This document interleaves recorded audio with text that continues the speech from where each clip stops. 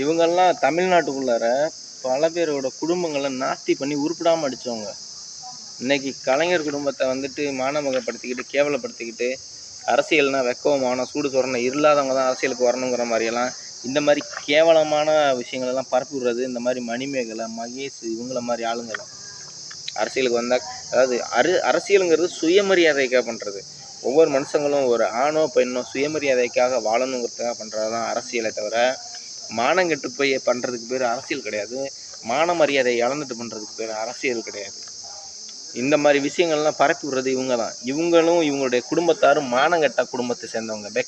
இவங்களுக்கெல்லாம் வெக்கம் மானம் சூடு சொரணை யாருமே கிடையாது. ஊருக்குள்ளார இவங்களை யாருமே மதிக்க மாட்டாங்க. இவங்களுக்குன்னு ஒரு அடையாளமே கிடையாது. இவங்களை பார்த்தாவே காரி துப்பிட்டு ஒதுங்கி போயிடுவாங்க. அப்படி இருக்கிறப்போ இவங்களுக்கெல்லாம் மரியாதைன்னு சொல்லிட்டு மற்றவங்களோட மரியாதையை கெடுத்துக்கிட்டு வாழ்கிறவங்க இந்த கூட்டத்தை சேர்ந்தவங்க.